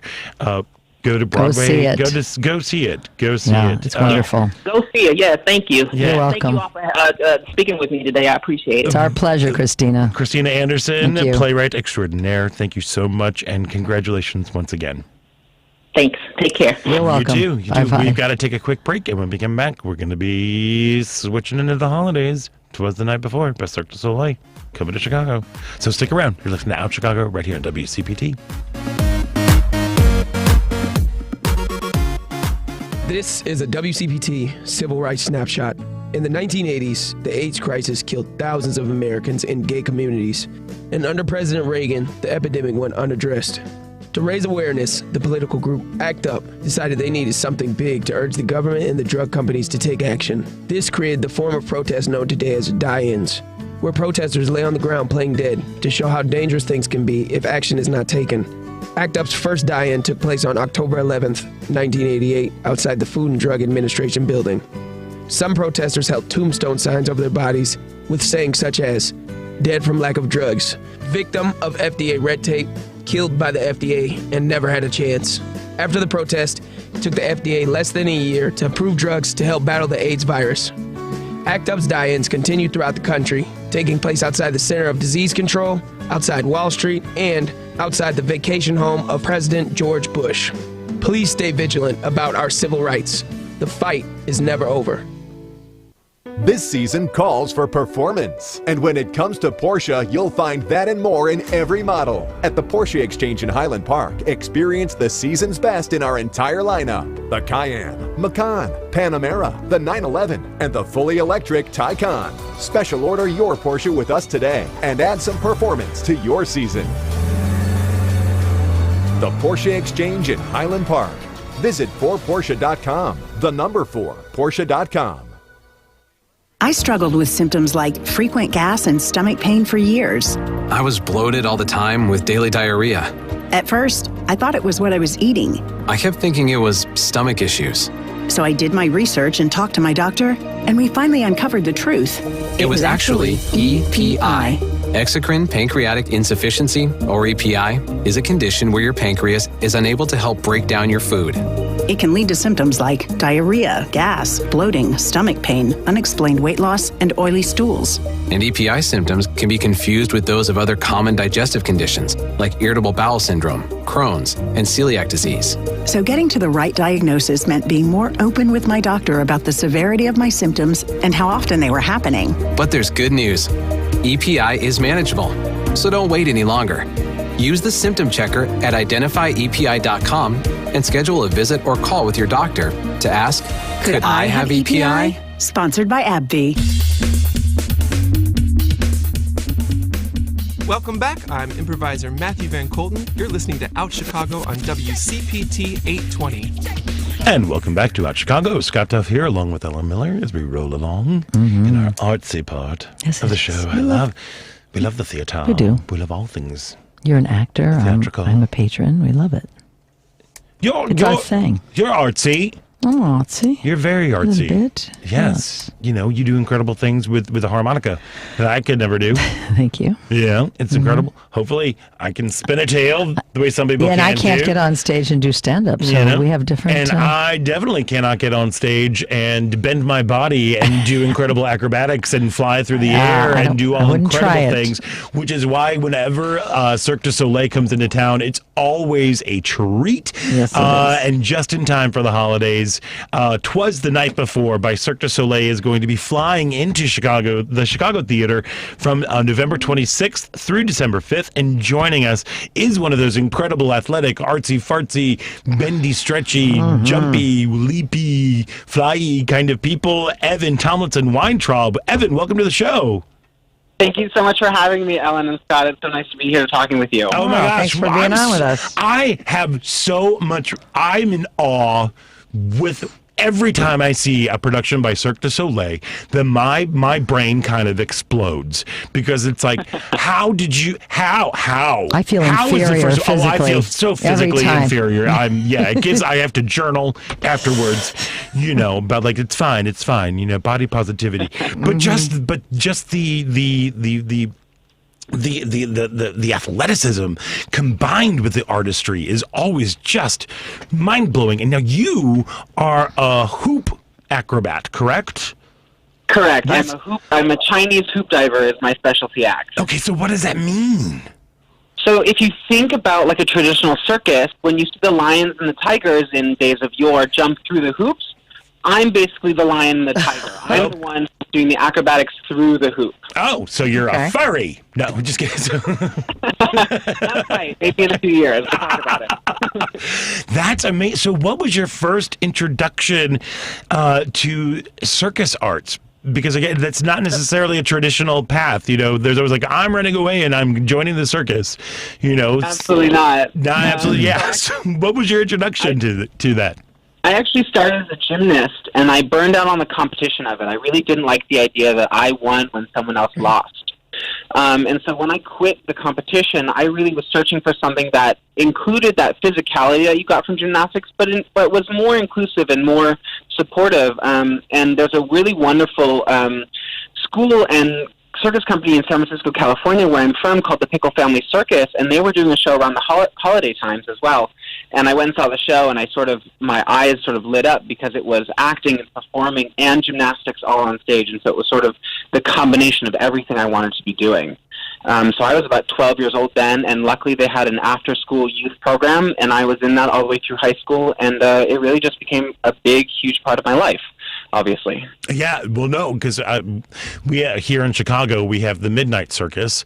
That I don't know if you've heard of them. They're incredible. Yeah, but I've had a lot of friends perform with them as well. It's an amazing show. It's an amazing performance, amazing company. So. Yeah, it's a great company, and but it's one of those things when people get bit by circus arts, that they're like, this is what they're gonna do, and so you went on after this.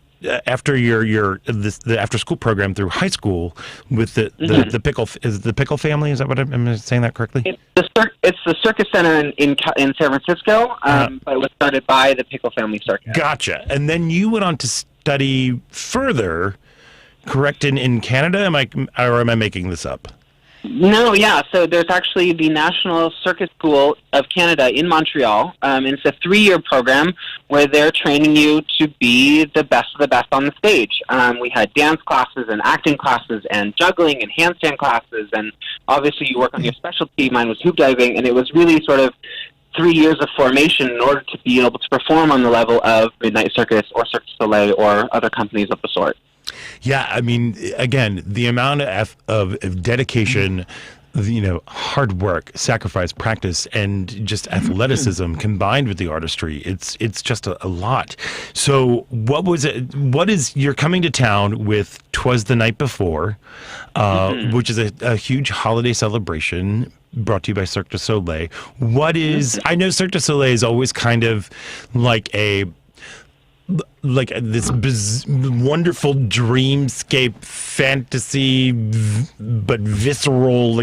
How would you describe 'Twas the Night Before? I think it has a lot of that Cirque du Soleil stamp of that big fantasy. The story is really you're following this young teenage girl, Isabella, who's really just sort of unhappy with her dad. Always reads "'Twas the Night Before Christmas" every single year. Do we have to do it every single year? And what we see through the Cirque lens is sort of her being brought into this fantasy world where she learns the fun and the joy of Christmas again and reconnecting with her father and friends around her and really finding the joy and spark of Christmas. I love that. It sounds perfect. I have to ask you, Evan, because every time I watch, I'm always like at the edge of my seat when I'm a Cirque du Soleil show. Have you ever had any like serious injuries? Girl, I just have to ask. I've never been able to ask somebody from Cirque du Soleil before. So have you ever been, or have you just remained, okay most of the time? No, actually, I have actually suffered some pretty serious injuries myself. It is par for the course. I mean, it's a risk that we take every day of maybe you land wrong or maybe something goes wrong. It's usually sort of freak accidents. Yeah. I had some serious injuries, required some surgery and some long rehab. But I think what's really wonderful is that you get the right people and you get the right motivation. And I'm back performing on stage. This is my second time with Twas. And it's really nice to know that my body is functional and strong and ready to perform and bring you the magic. I think people should appreciate you even more knowing that, like athletes, people get hurt, but they come back because of their love of what they're doing. And, my hat goes off to you because it's unlike any other performance that I've ever seen, Cirque du Soleil. Well, what you guys do up there, the amount of work, like you said, you were 3 years in a program before. Was Cirque du Soleil your end dream? The end game, yeah. The end game, or were you open to different things?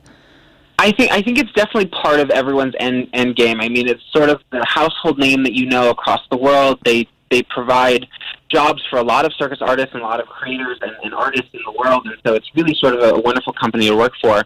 There are other companies, some based here in Montreal, there's some in Europe, and more coming up in the United States as well, like Midnight, and I think it's really nice to say, I have the skills, and it really just depends on what I want to be doing with my career. Maybe it's more artistic and contemporary, or maybe it's more more fun and more sort of fantasy life like you get with Cirque du Soleil. It really just sort of depends on the kind of artist you want to be and be presented as. That totally makes sense. Yeah. Are you on the road right now, or I know because you're coming here next week on the 26th. We're actually coming in. Our flight to Chicago is tomorrow. Oh, all right. We have a few days in the Chicago theater to make sure we're all ready to go for the 26th and opening night. Have you been to Chicago before? I have been to Chicago before with the show 2 years ago, and then I visited a few times with friends and family.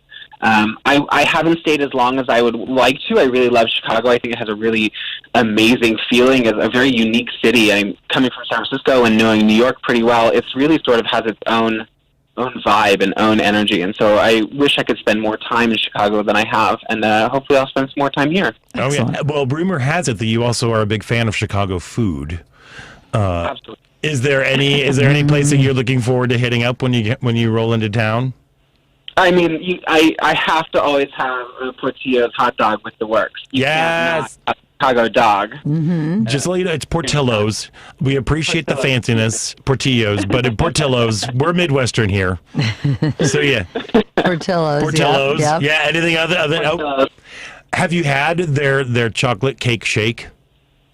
No, I haven't. Okay. I guess I'll have it when I think you're going to need to try that one because Lord knows you're probably burning enough calories. I would say if anybody can have it, Evan can because he's burning the calories. I can't personally, but I want you to have one, Evan. Let us know about it. I'll do it for you. I'll do it for you too. Thank you. I appreciate So when you're performing in the wonderful spectacle, holiday spectacle, 'Twas the Night Before, what are some moments that you just love to perform, or that you love to sit in the wings and to watch and be like, how do they do this? Like, do you have, I can only imagine the amount of awe and respect that you have for your fellow performers. What are some moments that you're just like, I love doing this and I love watching this? I think my acts, I love doing my acts. I love sort of the rapport with the audience, and sort of, I think that's why a lot of us perform, is that you have that connection with an audience and you feed off the energy, and it's really a community building experience. In all of theater, but especially with acrobatics, because it's sort of a little bit more supernatural. But I think this year, one of my favorite things that I sit in the wings and my jaw is just on the floor every single time is the new act that we're bringing this year, which is hair suspension. Oh! Go ahead. Sorry, you got very excited about that. Go. And my friend Danila Beam is I think I want to say that she's on the forefront of the artistry of it. It's just breathtaking in the air, being hung by her hair and doing these amazing movements that, it's just incredible. Yeah, I'm sorry. I got very, very excited about that. God is just beside himself with his hair thing. Well, because we did a couple years ago, there was a Cirque show that came into town, and I think it was like something like Extreme. It was something where they combined extreme sports. Like there was a lot of like BMX bike type of things going on. Are you talking about Volta? Yes! Yeah. Yes! Was she in Volta?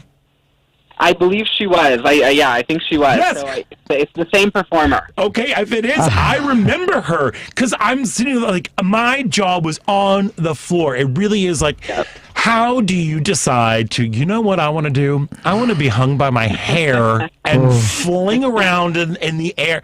Like I just want to know what shampoo she uses. It would hurt just to watch. Yeah, I'm just like, what is? Because I need that. I'm losing mine. I just need some strength and conditioning to get those roots going on. It's one of the most breathtaking, spectacular things, and like you're saying, Ellen, too. There's that bit of like death-defying sort of nature, but because it's Cirque du Soleil, because it is this beautiful production, like you have with "'Twas the Night Before," that you do feel like everything's going to be okay, but at the same time you're like, what's going to happen? It's only Cirque du Soleil. That's all I can say. It's wonderful. Well, Evan Tomlinson Weintraub, we're so happy that you were able to take some time out today to speak with us, and that you're going to be flying into Chicago and enjoying some Chicago food. The weather should be pretty decent this week, so you should be okay. Yeah. And we're even more excited that you and the entire "'Twas the Night Before" by Cirque du Soleil company is coming to Chicago, to the Chicago Theater from November 26th through December 5th to spread some holiday cheer, to take our breath away, to give us inspiration, and just to bring out the child and the imagination inside all of us. So thank you. And I guess do you say break a leg in the circus? Because that seems like it's not. So right. in French, it's a Montreal-based company. So in French, we say merde. Oh, just like ballet. Just like ballet. All right. Exactly, just like ballet. So then we'll be sending you lots of merde. Merde. All the way down to the Chicago Theater. Again, "'Twas the Night Before" by Cirque du Soleil flies into the Chicago Theater on November 26th. It's here through the December 5th. For tickets and more information, you can go to chicagotheater.com. Evan Tomlinson Weintraub, keep jumping through hoops. I love it. Thanks, Evan. We appreciate it. Have a great run. Thank you so much for having me. I'm excited to bring the show to you. Anytime. Thank you. Fantastic. Well, we've got to take a quick break, and when we come back, it is the final thrilling show-stopping moments of Out Chicago right here on WCPT. Think Theory Radio. We enter this world of hyper-reality. In case you didn't know, hyper-reality is the inability of consciousness to distinguish reality from a simulation of reality, especially in technologically advanced societies. The action of hyper-reality is to desire reality in an attempt to achieve that desire to fabricate a false reality that is to be consumed as real. Think Theory Radio with Damian Perdue. Saturdays at 6 p.m. on WCPT 820. I'm David Hochberg. It's Sunday, and you're constantly complaining about paying PMI on your FHA loan, but you've done nothing about it. If you took out a 30-year fixed loan after June of 2013 and your loan-to-value was greater than 90%, you will have PMI for the entire length of your loan. Team Hochberg has helped thousands of radio listeners refinance out of their FHA loan to eliminate their PMI, but we can't help if you don't call 855-563-2843 or visit 56david.com. Also, financial legal housing lender, MLS 1124061. Guys, breakfast. How do you do it? The kids or everything else? Hey, are those new phones? Got 2 truly unlimited lines from Walmart Family Mobile. Tea's ready. With no contract. Pass the toast. Makes me feel like I'm a step ahead. You are amazing. And your boss is calling. Get 2 truly unlimited lines with 30 gigabyte hotspot per line for under $75 a month. Powered by T-Mobile. Walmart Family Mobile. Stay a step ahead. HD video streaming up to 720p. See terms and conditions at myfamilymobile.com. Available at Walmart.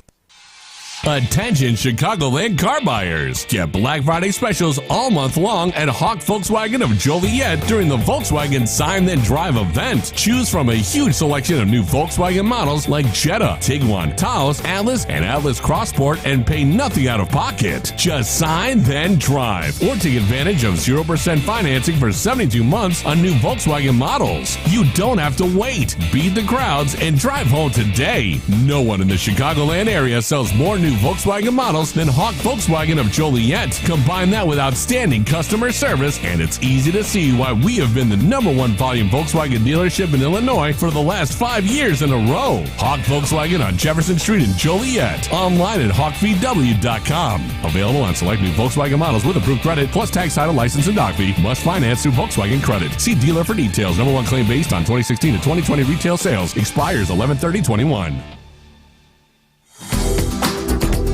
Hi, this is musician Homer Mars, and welcome back to Out Chicago on WCPT. And welcome back to Out Chicago. Scott Duff here and Dale Miller as we're rolling along the Sunday before Thanksgiving. Yes. I'm excited. It is. It's almost here. It's so bizarre. I can't even believe that. I know. It's time. Flies by. Fast. I know. Flying Just by. last year we were crying in our Stuffing. in our stuffing. There was only like whoever lived in your house. That's who was at Thanksgiving. Yep. Hey, yesterday, kind of a solemn day, but also a day of resilience and strength. Yesterday was the Transgender Day of Remembrance. And President Joe Biden, actually, he issued a statement because he cares about. He did what the other guy never did. Yes, he issued a statement commemorating transgender people who have been killed this year in the United States and worldwide. It read in part, this year, at least 46 transgender individuals in this country and hundreds more around the world were killed in horrifying acts of violence. Each of these lives was precious. Each of them deserved freedom, justice, and joy. He also noted that this was the deadliest year on record for transgender Americans, and that those who face violence, harassment, and discrimination are disproportionately Black and brown transgender women and girls. So it's a big day. You know, he also called on state leaders to combat the disturbing proliferation of discriminatory state legalization targeting transgender people, especially transgender children. Last week, we spoke with the folks from the Gender Cool Project, who've launched a new campaign about trans kids and trans youth in sports.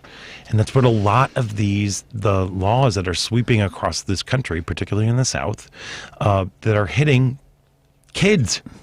It's affecting kids, affecting young people. In the worst kind of way, which isn't fair.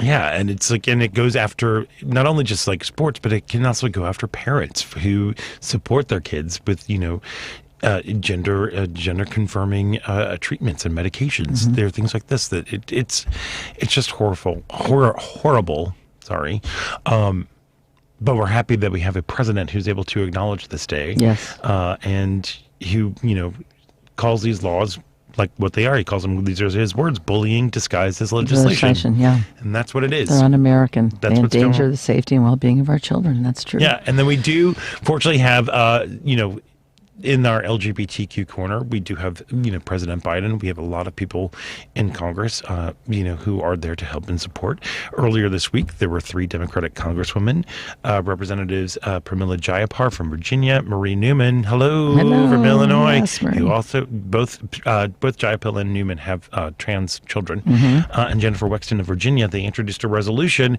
to recognize the day as an official day on November 20th. And on the House floor, Representative Ayanna Pressley of Massachusetts read out the names of trans and gender nonconforming people killed in the United States over the last year. So that's, I mean, they need to bring awareness, and I'm so glad they were able to do that. And that's what they're doing, you know, and that I think is really great because we have to, you know,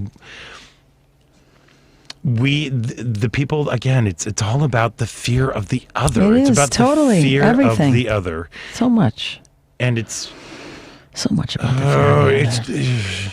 I don't want to talk about my brother, but my brother keeps popping up, and he's, you know, these people who have swallowed the Kool-Aid, who don't believe, you know, that they don't believe that racism is a thing. They don't believe that homophobia is a thing. They don't believe that transphobia is a thing.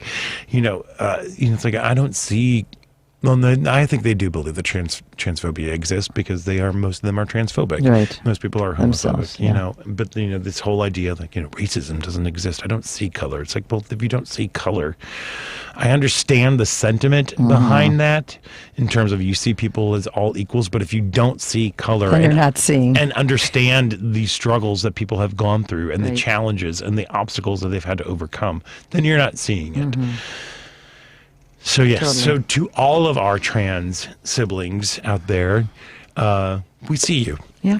We love you. We respect you. We're here for you. I got your back. Just like Joe. There was something to be grateful There for is. as we're heading into. There is. And, brings me to the show that you brought to my attention. We're Here. Isn't it? Oh, yes. Okay, so We're Here is a show that's on HBO Max right now. It's in its second season. It features, and I'm so glad that you watched it because it's got some of my favorite gals from Drag Race. Yep. You got Shangela, Bob the Drag Queen, who we've had on our show, and Eureka O'Hara. The three of them are these larger-than-life drag queens and larger-than-life personalities. Definitely. They are just huge things. And they have been traveling around the country to smaller areas to raise awareness of gender nonconformity, of LGBTQ issues, and to celebrate life through drag. Yeah. It sounds so weird. It does, but when you watch it, you're like, wow, this is brave and cool at the same really time. cool. Yeah, and so they're in their second season now. The first season I loved. I just ate up with a spoon. But this season, they seem to be really going deep. I think our country is, because each one of the queens works with one person primarily in these towns, and you kind of get a taste of what it's like to be a queer person in Indiana, in Alabama, in Texas, like in these small places. Even like, I think it was in the first season when they're trying to find a venue to do the show, they are met with huge resistance from people. I'm not surprised. I watched the Selma. Kathy and I watched the Selma episode, and I asked Scott which one we should watch if we only have time for one. And I was worried for them when they went into Selma, Alabama. I'm like, oh my God, what are they going to do to these wonderful people? Because they just. It's just so, not. And then you hear the individual stories of the different people that they encounter, that they bring into their fold, and they bring them along, and they end up doing a drag show in the town. But more importantly, the individual stories of each of these people comes out, and it's so poignant, and it's so at times it's tearful, and it's emotional what they go through. You just want to cry for them. But there's such a joy when it culminates in this drag show where, in one, I don't want to give the whole thing away, but the one person who's a realtor, he's gay. He had never been in drag before, and he invited his mother to come. Oh yeah, and. You just don't know how that's going to turn out, because sometimes, but it was joyous. The mother, she embraced her son. He did a great job in drag. He embraced it. It's like when you put, anybody, you put a costume on or something, you just see the transformation. And it was just heartening. It just was wonderful to see the empowerment that these people, just from the three drag queens that came to town and took them under their wing. And I know it sounds absolutely ridiculous. It does, but it's not when you see it. But they really dig deep. In the Selma, Alabama episode, I believe it's episode 3, season 2, episode 3 of it. But it's one of those moments where you have two drag queens of color who they're Bob the drag queen, who especially, I know he's spoken a lot about what it means to be a dark-skinned black man. And for the moments that he had of his own personal growth and reflection when it comes to, like, I'm in Selma, Alabama. My existence and where he is today is directly linked to this moment, to this town. Yeah. You know, there's so many things that we are hearing that, you know, and the one thing that I do enjoy about the show, there's several things about the show I enjoy about the show. I think the three hosts are phenomenal. You know, Bob the drag queen, great. He really, like, just keeps it real and everything. Yeah. Shangela is another person who I got to meet. I was very excited. I met Shangela at an opening of Reeling, you know, and of course I'm fangirling, like, but, you know, I think Shangela does such an incredible job of really being present and listening to people. Definitely. You know, same thing with Eureka, because Eureka has recently come out as gender nonconforming and non-binary, so they're very much like there to offer their own perspective from their existence, you know, like, about this is what I've gone through. But it really shines a light on the very real struggles that are still happening to this day in towns all across the country. We forget that we live here in Chicago, where we are the LGBTQ community is protected. We have rights. We have laws that protect us. We live in a state that values us, but not all states do. As we were talking about with the Transgender Day of Remembrance, you know, there are still places where you can be fired for being gay. There are still places where you can be kicked out of your apartment. There are still places, you know, I just received a text message from a friend of mine who's she had an acquaintance whose brother was targeted and was killed for today. Like, I just got this news. So, like, and that's in Mississippi. You know, people don't like us. People don't like us. And I think it's so important that we need to get people out there to share these stories and we aren't any different. It's just who we love. Yeah. We are not different in any way. We might be a little more fabulous. Maybe just a touch. Just a touch, especially when the glam squad from We're Here gets through with us. Oh yeah, it's amazing the transformations. The transformations are gorgeous, but it's a great slice of. It's a great reminder that, you know, the struggle is still happening all across the country, and not just in the South. It's in the Midwest. It's in, you know, it's here. It's in smaller, you know, cities downstate. Illinois, sure, absolutely. Southern Illinois. It's very powerful, and I think, again, to create change, you have to create empathy, and this is one of these incredible. It sounds like a goofy reality show, and in part, it isn't. I'm not even going to say it. It sounds goofy, but it's not. It's not at all. Not at all. At all. I'm so glad that you watched it. I am too. We both loved it, and, you know, it's like the mother. I don't know what the mother thought of her son before this, but when you see the joy of the performances, you can't help but smile and feel good about it. And I think to spread this, you know, the news, to spread the story, and to have people actually get a chance to see what this is invaluable. And I don't know how big the theater was. I mean, there were a bunch of people there, but, you know, I was worried that something bad was going to happen the whole time because they are in Alabama. And Akila, one of the trans woman that was featured, you know, she is in fear. She spends her time hiding. Yeah. She says, you know, yet there she was on stage in all of her glory, and it was knocked it out of the park. And knocked it out of the park. I mean, and the older lady, who lost her grandchild. She had twin I think they were twins. I think they were just brother and sister, but they're both gay. Queer. One was lesbian, and we don't know how, but her lesbian granddaughter passed away, and she was doing this in homage to her granddaughter. And to watch this older gal get up there and do the drag as well, it was just. It's a beautiful thing. It really is. I recommend it to anybody and everybody to check out. Yeah, it's on HBO Max, I believe. Yeah, it's really cool. So, gosh, we're coming up to the end of the night. But I also want to throw out something too. another thing that's really wonderful. Of course, we're food people. Padma Lakshmi of Top Chef fame. Love Padma. Love Padma. She has a show that's on Hulu. It's called Taste the Nation. She has they already did one season that aired last year, and it's great. It's basically examining kind of what they were talking about with Paradise Square, what it means to be American. Like, what is American food? This one is the holiday edition, where they go and they look at the different holidays. You might go, some of it is, some of it's like, because they take a real deep look at Thanksgiving. Yeah, and it's not all just... Oh, not at all. Okay, interesting. Not at all, especially because they take it from the perspective of the indigenous people, and where like our feasts are full of these indigenous ingredients and everything. But we have to remember, we were not here.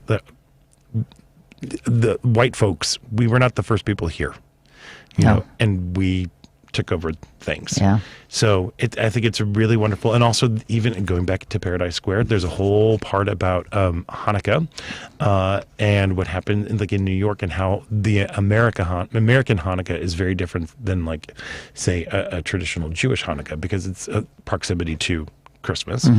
But it talks about the blending of cultures and about different immigrants, Jewish and Irish and immigrants and black folks all living together in close proximity. Sounds much like Paradise Square. Yes, it does. And all that. So I highly recommend that. I'll check it out. I've got to stop talking. I'm so grateful that you all are here and that we had wonderful guests. I want to thank all of our guests, Jeannie Warsaw-Gazga, Christina Anderson, and Evan Tomlinson Weintraub. Devin, always really, really wonderful. We've got Paul. Who else? Paul and... Just Paul. Oh, just Paul. Just Paul. All right, but Paul, I'm even grateful for you today, Paul. I'm very thankful as we are heading into things that are happening in Thanksgiving. Happy Thanksgiving to you, Scott. Happy Thanksgiving to you. Be safe. Thank you. Be happy and filled with gratitude. Back at you. And everyone else out there, be thankful. Be thankful. Be thankful. We're a better place than we were last year. We got it. And I'm Scott Duff, and until next week, stay proud. Driving it home with Patty